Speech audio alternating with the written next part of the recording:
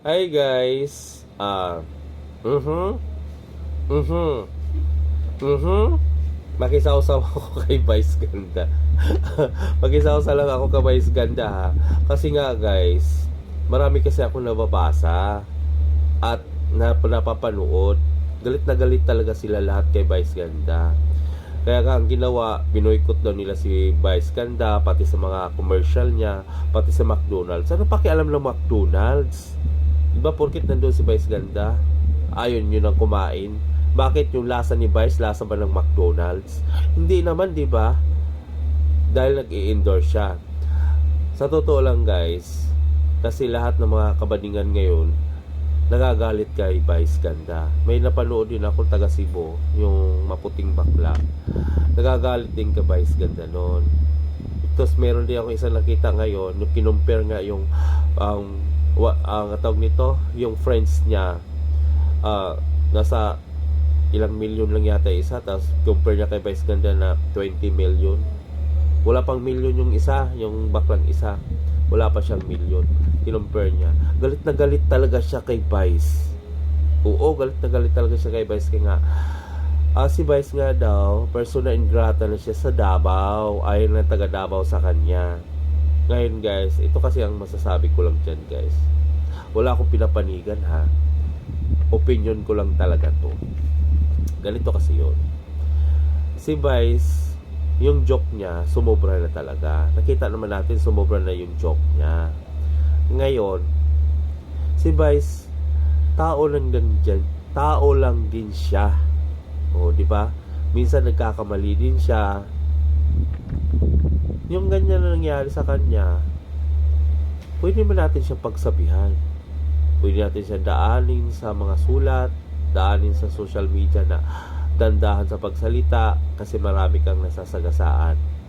Hindi yung sabi na boycott agad, kasi yung mga ganyan kasi boycott kayo, pagdating naman ng mga oras babalik agad ulit, pagdating ng panahon balik ulit.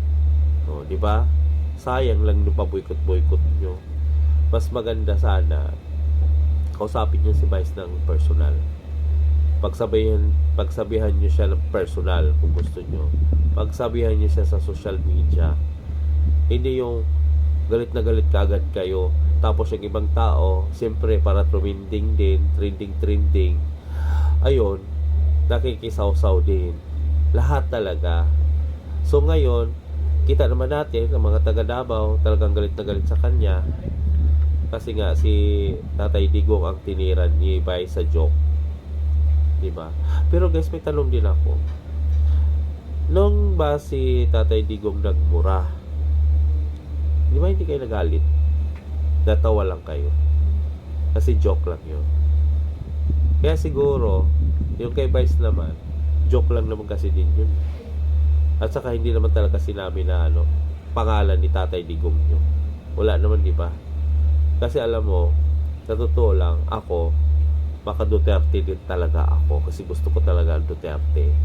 Kaya nga nung bumaba nga ng pagka-presidente yung si Tatay Digong, umiyak talaga ako kasi gusto ko siya. Pero sa ngayon kasi, parang ang nangyari dyan dito kasi sa atin, parang ang pinaglalaban dito, Pinklawan and DDS. Yun ang nangyari. Diba?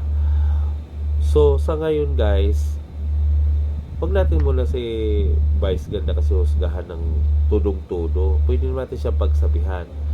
Pero kung nasa isip nyo na i-boycott siya, lalo na ngayon sa Davao kasi yung councilor daw sa Davao pa yun, i-boycott siya, wala na tayong magagawa doon. Pero dapat sana maayos yan. Dapat maayos yan yung gusot na yan. Kasi, guys, ang gulo-gulo na ng Pilipinas, guys. Dahil sa joke na yan, pati ba yan, ginulo na natin ang Pilipinas. Pwede natin maayos yan, guys. Kasi si Vice pa nga nagsabi, gusto niya ang Pinklawan, gusto niya ang DDS. So, nagkamali lang talaga siya sa mga joke. Diba? Yung mga joke niya. Kasi alam naman natin si Vice, taklisa kasi talaga yan. Oo. Mabilis kasi mag-pick up yan. Mabilis kung ano-ano sinasabi niya. Minsan siguro, hindi niya naisip na may masasaktan na. Basta ka mai-joke lang niya. Yun, ganun ang nangyayari. Pero wag muna natin siyang parang siyang ginawa siyang ngayon na halos lahat ng tao ayaw na sa kanya. 'Di ba? Yun lang guys, yun lang ayaw nyo na kay Vice agad. Sinasabi nyo na bastos si Vice. Hindi naman kasi ganun. Hindi ako kumakampi kay Vice ha. Ito ay aking opinion lang. Kasi noong mga panahon kasi napapanood ko rin si Tatay Digong. Ay Tatay Digong, kung saan ka man ngayon, siyempre nandun ka sa ibang bansa ngayon. Kung mapapanood mo ako, alam mo, gustong gusto talaga kita. Pero nung nagmura-mura ka rin, mga ganun, natatawa lang kami. Kasi joke lang. So sana maintindihan mo rin si Vice. Joke lang din yun para sa'yo. Okay? Peace na tayong lahat. Huwag na yung yun. Huwag na yung away-away. Bye. God bless. Peace.